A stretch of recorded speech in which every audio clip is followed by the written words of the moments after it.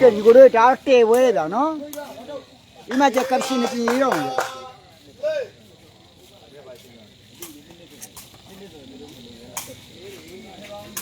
làm đâu chỉ cười ăn đi lúc bây giờ lúc này lúc bây giờ cái gì phải đi phải phải ba lúc này ăn rồi người sao bị tiêu hủy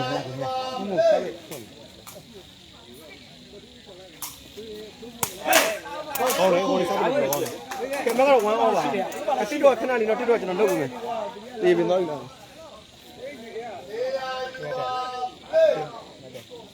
alo gì này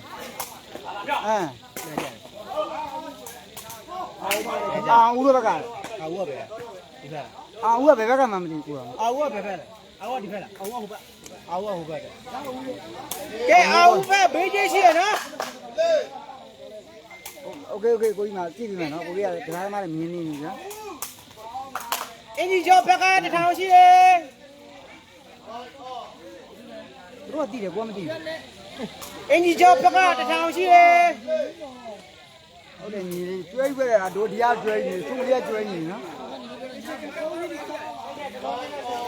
ok ok nhiều ok ok कोई मार खाओ ये पे आओ तो भी लगा कोई भाई ये भी एनी जो सी दे रहा है सी दे क्या हो रही है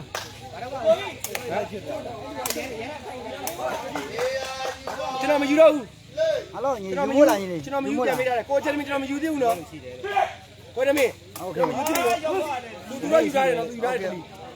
अब la là gì cái thao mày là mua phía dù béo mà thằng đó ok ok ok dùng mua là ako đi bao đủ chi đấy tôi mà bây giờ chi là cái này nó tết đoan nhiều rồi cho nó chơi cái dùng mua làပြောလို့ရနော်ကျွန်တော်ဒီမှာ live ပေါ်လောက်တာဖြစ်တယ်ကျွန်တော်ပတ်စံအာမခံပေးတယ်ကျွန်တော်ပဲလက်ငင်းရှင်းပါထောင်နော် okay နော်ထောင်နော်ကျွန်တော်နဲ့မှလာနော် okay okay ရနော်ညီနော် okay ရနော် ထောင်မတော့ဘူးနော် ထောင်မကို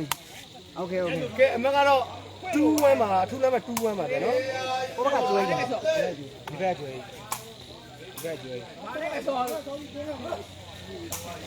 လာပြော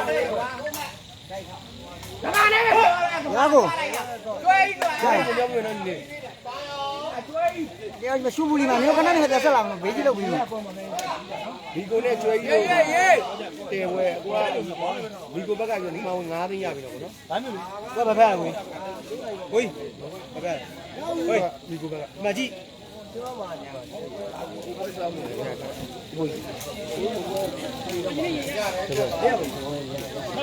ဲ့ဘာလို့လဲလို့ပေါ်ပါလေဘူးညချုံတာကိုတရားဆိုရင်ကျွန်တော်ဒီအကောက်ကိုလာခဲ့နော်ညချုံတဲ့ပွဲဘယ်လိုပါတော့ကိုဘိုးစားပဲတော့ဟုတ်တယ်တော့ဒါကိုဘိုးတို့စားပဲပါလို့ okay okay ညီလေးမိကိုဘက်ကထောင်ရပြီနော်မိကိုဘက်ကထောင် okay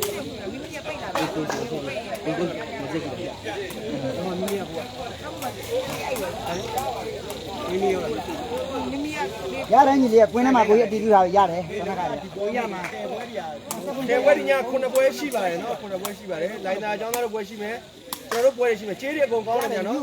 ငယ်ကျေးတွေတော့မေးရမှာ ရတယ်ညီနဲ့မဆိုင်အကိုကြီး ပိတ်တယ်အကြိုက် အဲ့ဒါပို့လို့မဟုတ်ဘူးအတီးပြထားပြီးတယ်ကိုကြီးကွင်းထဲကလူနဲ့ဆန္ဒကအဲ့ဒါဘောပေါက်တဲ့ညီတို့ယုံနေလို့မပူနဲ့ညီနဲ့အမကတော့1-3ပါညီကြတယ်မလားကွင်းထဲမဆိုင်ဘူးကိုကြီးလိုက်ချပြီတက်ရှယ်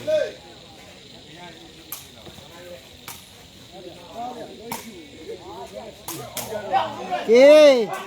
ကိုရောမိပါဗျာကေအမကတော့2-3ပြတ်သွားပြီဗျကဲညီကို2-3ပြတ်သွားပြီဗျ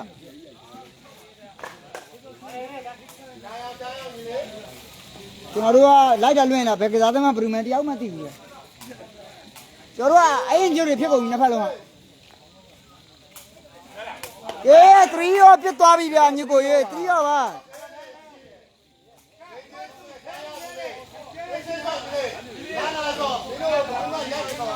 ဒီကိုအကုန်လုံး လေးအပေးလိုက်ရအောင်နော်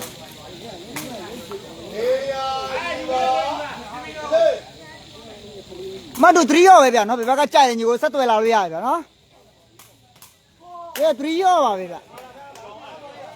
တစ်တော်ညီကိုရကြည့်လို့ရတယ်ဗျာတစ်တော်ပါပဲနော်တဲကြီးပြောပြပါအောင်ကိုရိုတဲဝေးက55နော်ကိုဘိုးကြီးဟိုတယ်မှာတဲဝေး9500ပဲဗျာနော် တပွဲပဲတောင်းတစ်ထောင်နော် ကျောင်းသားတို့တပွဲပဲ1100ပါလေညီကိုတွေတကယ်လို့ကျွန်တော်မကြော်ညာမိလေညီကိုတို့ comment နဲ့ဝင်ရေးပြီးဦးဗျာနော်မေးတဲ့လူတွေရှိရင်နော်တစ်တော်ကညီကိုတွေရော Facebook ကညီကိုတွေရောဝေးတယ်ဗျာနော်မင်္ဂလာပါညီကိုကြီးမင်္ဂလာပါဗျာနော် ဟိုကကွင်းကြောင်လုံးဝနေ့တိုင်းမှာကောင်နေစော့လားညလည်းစော့ခေါင်းပါအမကတော့53ဖြစ်သွားပြီဗျ အကြီးဘောပကဆက်ရှေ့အခုကစားနေပြီမဖိုက်ပြီးဖြစ်သွားပြီနော်အလေကြီး9500နဲ့ ကျောင်းသားပွဲကညီလေးအချိန်ကြီးပြောပြပေးမယ်နော် ကျွန်တော်ပိုစတာပို့ရင်အပွဲကအခုကစားတော့မှမလို့ပို့ပေးတာဒီလားအဲ့ကနောက်ဆုံးသတိထားကျွန်တော်ပိုစတာပို့တာနဲ့အပွဲကစားတော့မှာပဲ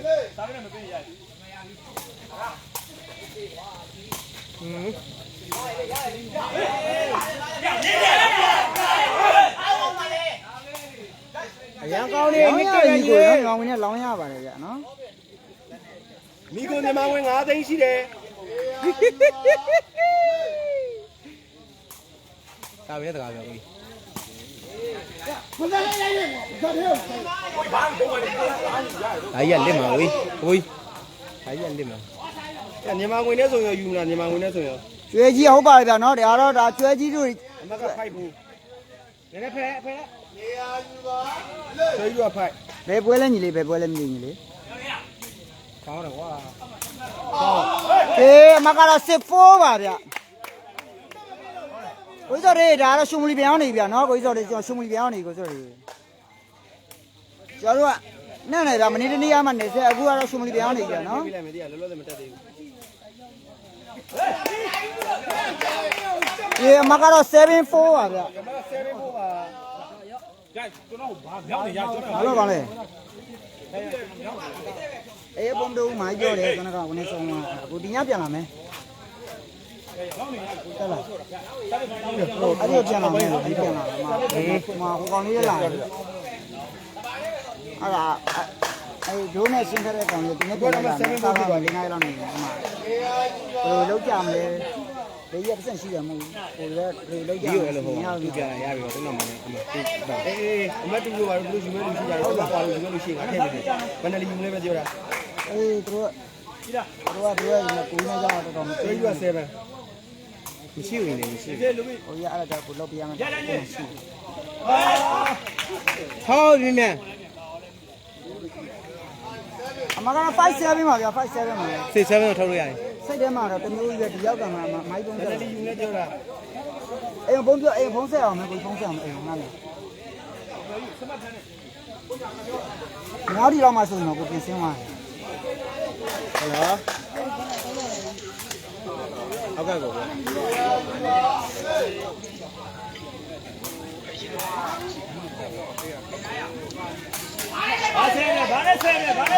ဒီကျွေးပြီးတော့75ပါညီလေးနော်ငယ်တို့ကစားမှဆိုညီလေးယူချင်တော့ဆိုရင်ပတ်စံရောက်မှကိုကြီးလုတ်ပေးလို့ရမယ်နော်ညီလေးနော်ဘာဖြစ်လို့လဲဆိုတော့ပတ်စံပြောဆိုရင်တော့မပူနဲ့နော်ညီနော်ပွဲပြီးတန်းရှင်းနေရတယ်ကိုကြီးကနော်လက်ရှာနော်ညီနော်ဟုတ်ကဲ့ညီလေးလူချင်းတဲ့ဘက်ကပတ်စံလွှဲနေတော့မှရောက်ပြီးမှကိုကြီးကအပြည့်ပြရမယ်နော်ညီနော် အဲ့တော့တော့ပြောတာလေဟော ဟမ်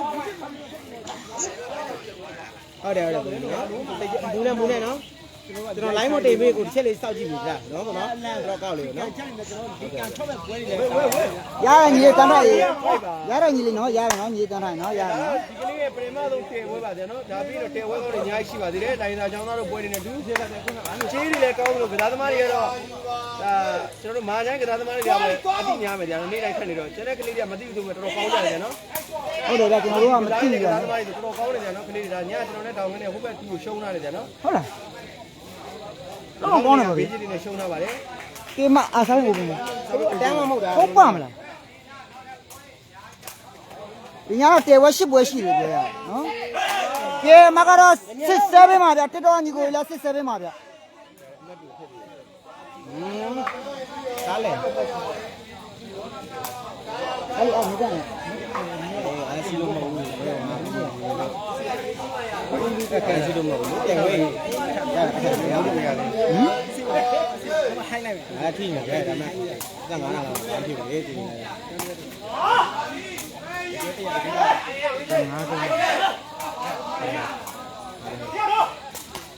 ပေါ်လာရတဲ့ 哎，我听到了，好。 ဒါက service ပါ အမကတော့7-6ပါဗျာ share လေးတွေလေးပေးခဲ့လို့ရပါတယ်ဒါတော့ဒီကနေ့ရဲ့တေပွဲတွေကတေပွဲကောင်းတစ်ပွဲပါဗျာနော်ကစားသမားကြီးနေကတော့ကျွဲကြီးနဲ့ရဲမင်းသူနဲ့တစ်ပတ်မှာတော့မီကိုနဲ့အောင်ဆိုပြီးတော့လည်းကျွန်တော်ညီမလေးနဲ့ဂုံသမားအခြေကကျွန်တော်ဂုံသမားကြီးလည်းမထင်လိုက်ပါနဲ့လူငယ်တွေပါပဲကြာကောင်းပါတယ်နော်ဒီကနေ့တဲ့နာမည်မှတ်ထားပါနောက်တော့ပွဲကောင်းတွေကြိုက်တယ်သူတို့ပွဲတွေအများကြီးရှိပါသေးတယ် ဟုတ်ပါတယ်ဗျာကိုဘိုးကြီးပြောသူပါလေဗျာနော် ကျွဲကြီးစားပဲပါကျွဲကြီးဆိုပြီးတော့မာရိုက်ကျွဲကြီးလို့မထင်လိုက်ပါနဲ့ ကွင်းကတော့ရှုံမူလီနောင်ဘူတဲဟောနော် အဲ့လိုပြန်လာဆုံးပြမှာနော်စိတ်မဆိုးကြည့်တယ်ဟုတ်ကဲ့ နောင်ဘူတဲကွင်းမှာ ဘယ်တော့နောက်ကိုတဲချင်းဝင်ပါဗျာ ဟုတ်ပဲနောင်ဘူတဲရှင်းကွင်းပါဗျာနော်ကျွန်တော်တော့မသိလို့မင်းနေရဗျာကျွန်တော်ဒီနာကိုပူရိုးတွေကျွန်တော်မင်းနေရတယ်ဗျာ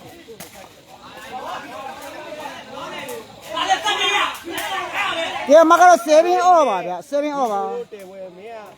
ကျွဲကြီးဘက်ကပြီးတော့ညီမဝင်2သိန်းရပြီတော့ညီလေးနော်မမစစ်ရော7ပဲ7ပဲ ဒီလေအမတ်တူ7 over နော်7 over နော်ကိုပိုးလုံးနဲ့ဝင်ကြည့်ရအောင်လို့ရောက်မှာပါညီလေး ရည်ပါဗျာ ပြောတယ်အမကတော့ကျွေးကဲမီကိုတို့ဘက်ကတော့မီကိုဘက်ကတော့အဲ့ကျွေးတို့ကတော့7ပါဗျာကျွန်တော်တို့ကမသိပါဘူးကဲအဲ့နှစ်ယောက်တော်တော်မဲမဲနဲ့ညီကိုနှစ်ယောက်ကအဲ့လိုပြောမှာနော်ဒီလေးတို့စိတ်မဆိုးနေနော် အခုကြောက်က ဲညီကိုပြည့်ရင်ညီလေးဒါချုံမီနောင်ဘုတ်တဲကွင်းရောက်နေပြီဗျာနော် ကြောက်မဲ7 8ကောင်းပါလေဟောပါ ဟေးဟုတ်ပါမလားဗျာနော် ကျွဲကြီးစားပဲကိုကြီးက7ပဲမဟုတ်လေကိုမင်းအဲ့ရပဲကိုမင်းဘယ်ကလိုချင်လဲကျွန်တော်ပြောကျွန်တော်တဲနေတဲ့အချိန်ကိုကိုမင်းကခြေရ level ပဲ level ပဲကိုမင်းကလည်းဘာလဲပြီးတော့အတန်ပဲပို့ဒီဘက်ကမရသေးဘူးတိုင်းပြောပြမယ်နော်လွယ်လွယ်လေး တို့ညီကိုနော်မီကိုကကနားနေရောညီလေးနော်မီကိုကတမတ်ကျော်နေလေညီနော်အမတ်တူနေတို့ယူပေးကြမှာနေနော်ညီနော် 10ကိုပေးတယ်ဒီမှာဒီကို10ကိုပေးတယ်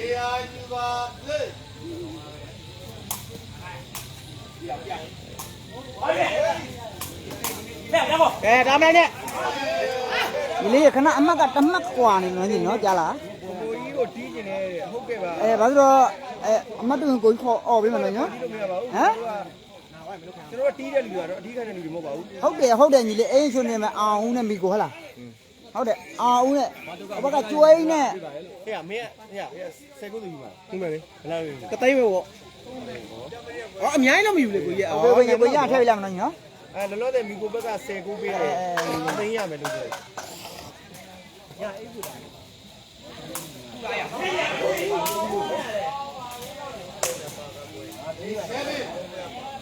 ကဲတော့87မှာ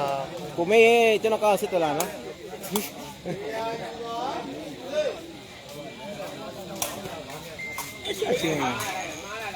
ကိုဘက်ကလည်းမရဘူး အေးလိုက်ဘာပြဘူးအဲ့တော့မှန်ပဲဘာပြကောင်းတယ်ညီလေးကောင်းတယ် မတူယူရလား 7 8ပါ မတူယူရ ဒီမယ်မတူ ဒါကအိမ်မှာ ဒါမီကိုဘက်ကနည်းနည်း ဝေးမတူမြူးတော့မဟိုနေဖြစ်လို့ပေးတာဟဲ့လားမတူ level ပဲ ကဲညီကိုတို့87ပဲဗျာနော်87မှာ โอเคညီလေးရမရတင်ပြောပေးမယ် ကောင်းတော့တပွဲပဲလားကိုကြီး နှစ်ပွဲရှုံးရုံနိုင်တယ် 1000ထောင်လား 1000ထောင်နှစ်ပွဲ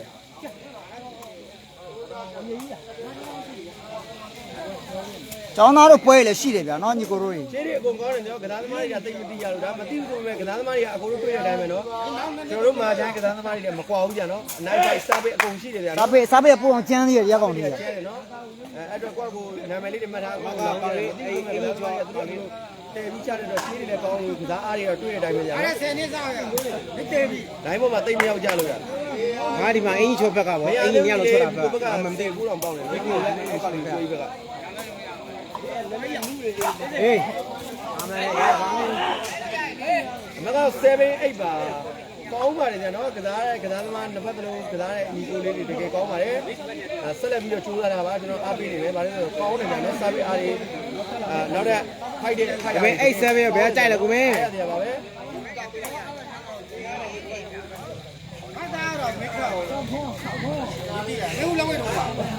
ကဲမီကို18ပေးတယ်18ဘယ်နှလီယူလဲပြော order ပေးမယ်မီကို18ပေးတယ်ရောက်တယ်လိုက်ပေါင်းပါလေမတူပါ ဘယ်နှလီယူလဲပြော လေပဲဆိုလေပဲနော်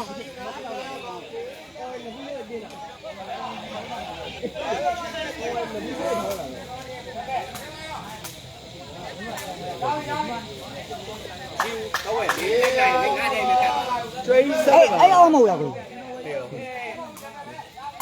အလိုကြီးလေအဲ့အော်ပဲညီလေးအမကအဲ့အော်ဖြစ်နေပြီနော် 9 8ပါ အမက9တောင်ဖြစ်သွားညီလေးကျွေးရက ကိုမင်းရလေအလုံး ရယူရဲလား ဘယ်နှလီယူလဲလို့ အဲ့ကျွေးရ9ဖြစ်သွားညီလေး စာလည်းမကြည့်ဘူးလို့တခါလေးပြောလေကို18ပြမယ်ဘယ်နှလီရောက်ယူလဲ နဲ့လီရမှာ3လီရမှာထည့်ပြီးကြည့်မယ်နော်ကိုလိုတော့မကြည့်ဘူးနော်ရရင်ထည့်ပြလိုက်မယ်နော်3လီလောက်လည်းယူရဲလား ဟောဘယ်ယူရော ခဏကိုမေးကြည့်တာမနေမေးကြည့်မယ်အမကန်ခဏပုံးချရအောင် ဟိုလေးတွေကဟိုကျွေးတော့9ရောလေဘယ်ကြိုက်လို့လဲဖျောက်ချနော်စကားပြောမှာဟုတ်တယ်ဒီလိုဘလို့ဝဲနေ အလိုညီလေး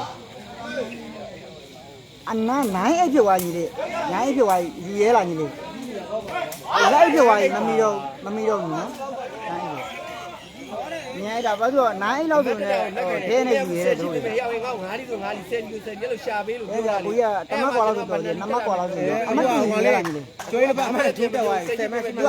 အမတ်တူရင်3လီလောက်ပဲယူရမှာသူကအလောတွေကတော့ 10မတ်ရှိမှဖြစ်သွားကျွေးရော10မတ် အမတ်တူရင်က ကျွန်တော်ကဒီမှာအော်ပေးနေရတယ်လေ 10မတ်လို့ပြော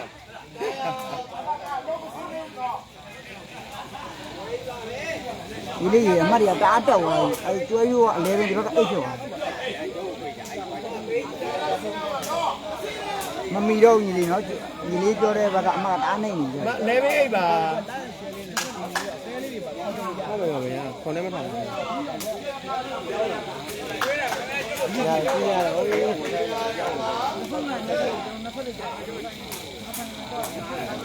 ကဲအဲ့လဲပေးမှာဗျအဲ့လဲပေးမှာ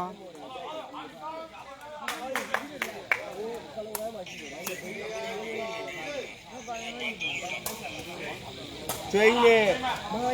မီကိုတို့တဲဝဲဟိုကမီကိုဘက်ကလည်း level 3ကြာကျွန်တော်မြန်မာကို3လို့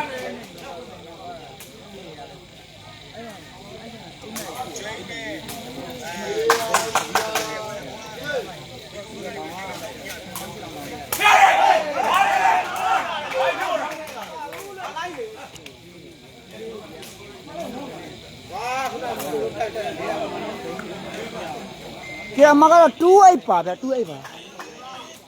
စာပေကောင်းတယ်ဗော ဟုတ်တယ်ဗျနော်စာပေတော်တော်ကောင်းတယ်ဗျ ဘယ်လိုလဲကိုမင်း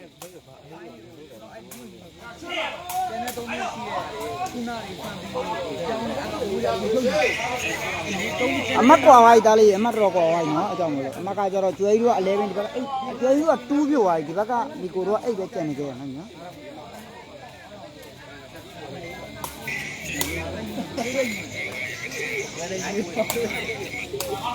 ဒါပြီဒါလည်းကိုမင်းကအတုံးပြက်တယ်နော်ကိုမင်းတို့တော့မဟုတ်ဘူးလို့ မမီတော့ညီလေးအမတ်တအားကွာဝိုက်နော် အတုံးပြက်တယ်နော်ကိုမင်း ပြက်လားပြက်သွားတာ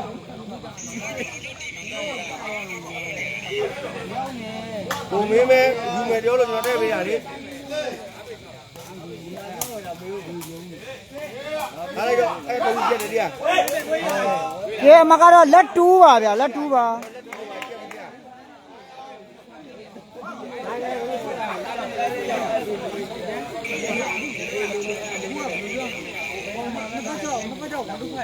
ကိုပြက်တယ်တရားဘယ်ယူမယ်သူမယူဘူးဘယ်တာကြီးတော့ကျွေးရကွာသွားနေတယ်ဘယ်လိုလုပ်ပါလဲကိုရက်ထားလို့ရမှာမဟုတ်ဘူးဆော့နေရတယ် ကိုမင်းဒီမှာကျွန်တော်တို့တိုင်းအောင်ခေါ်ပြီးတော့ဆွဲလို့ရတဲ့ဟာမဟုတ်ပြသူတို့ကကျွန်တော်တို့တရားသမားတွေမဟုတ်တော့သူတို့စော့နေတော့စော့နေတယ်ဆိုတော့တက်တော့ပါနော် ဒီအမကတော့တူးလက်ပါဗျာတူးလက်ပါဟုတ်တယ်ဗျာနော်ဒါရကကြီးကကျွဲမုံကြီးလေးဒါတက်တက်ပါရှုံးလီကျွဲကြီးပါဗျာနော် ကိုရိုးကညံလိုက်တာလို့ဟုတ် ဟုတ်ကဲ့ညီလေးနော်ဟုတ်ကဲ့ရတယ်ဖူးသားရေနော်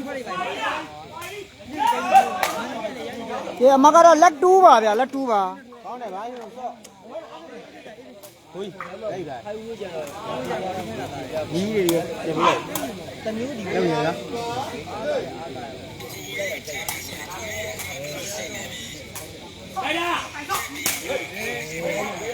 โอ้ကောင်းပါဗျာ80တွေကောင်းနေဗျာနော် โอเคကိုထားရတယ်အခုထားရတော့ဟိုမှာတက်တော့မရဘူးတရားပြည့်တယ် အမကတော့လက်တူးပါဗျာလက်တူးပါ1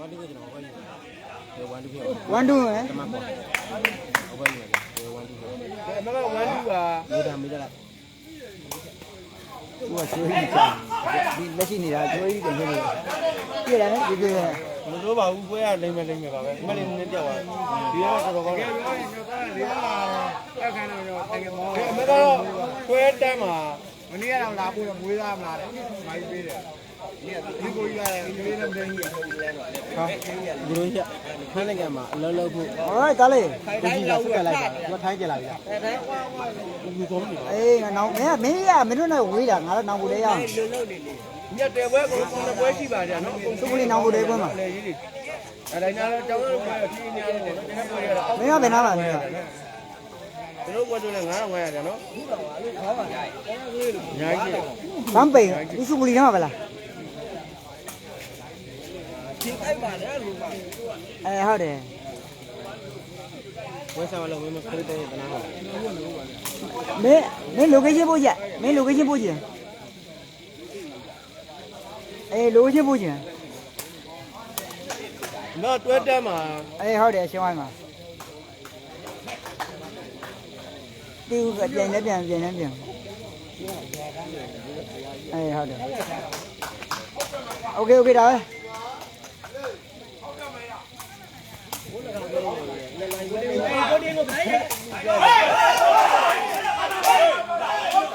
မကတော့ဟုတ်တန်းဖြစ်သွားပြီဗျဟုတ်တန်းဖြစ်သွားပါပြီ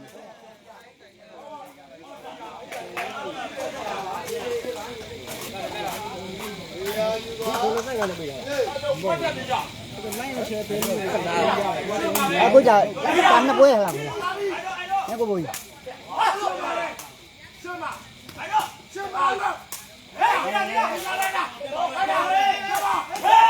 အေးပွိုင်းဖြစ်သွားပြီဗျာနော် ပိုက်တက်မှာ ပိုက်ကျမ်းပါဗျာနော် တော့ပါလားညာညာပြောလို့မရဘူး ဒါနှစ်ပွဲလားကိုဘိုးကြီးတစ်ပွဲလား ဒီပွဲရဘယ်လိုလဲမသိ ညီလေးရှောသူတဘောလားဟလား ဒီပွဲကျုံးကမှာကျောင်းသားနဲ့ကျောင်းသားနဲ့ကျောင်းပြန်နဲ့ပါနောက်တော့ပါကိုနော်ကျောင်းသားနဲ့ချူလီပေနိုင်ကစားသမားတွေကျွန်တော်တို့ဟိုတစ်ဘက်ကနှိမ့်ဆက်လိုက်တဲ့ဇောင်းဝဲတို့ဝင်းကိုလက်တို့ပြိပယ်တို့ပဲဖြစ်ပါလိမ့်နော် ဘယ်တော့ဒီမှာရှင်းပြီနော်3000ပေးသွား5000လွှဲတာပေးသွားနော် ဟုတ်တယ်ညီလေးကတော့တော့တော့ရာရှိတဲ့အကြီးတွေဖြစ် ဖုံးဝင်ကို ဆက်လိုင်းတယ်ကိုပဲဆက်ပါလိမ့်ပြော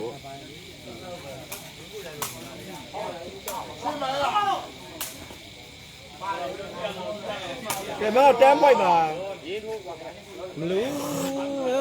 ဒီဘက်ရှုံးလဲဘာမှမဖြစ်ဘူးမင်းအေးစေးဆော့ခြေတိုင်မလို့ဖြည့်ပေါ်မှာ ဒ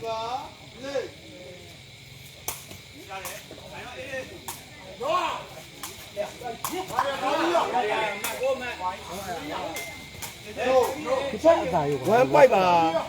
လုံးတယ်နော်ရက်တာယူဟေး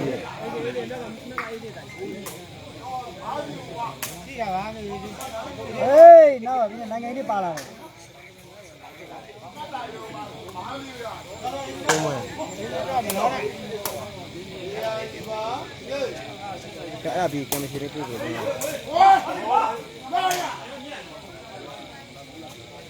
တင်းမွေးပြန်ဖြစ်မယ်နော်အခုကတော့1 point ဖြစ်သွားပြီတင်းမွေးပြန်ဖြစ်မလားမသိဘူး မနိုင်ရတယ်ပါသွားတယ်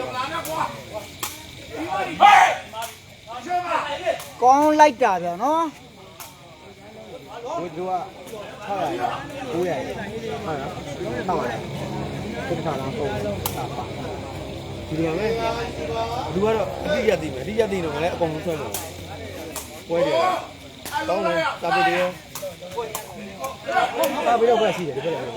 ညရတယ်ပွဲတယ်သူကနည်းနည်းမထိုးတော့ပါဘူး ဘုရားဆောင်မရဘူးလား ဘယ်မမဲလားငါ2000ရတာဒီကကိုက2000ရတာစလိုက်ရင်လူကမစားသေးဘူးကိန်း9000က2000ပြီးတော့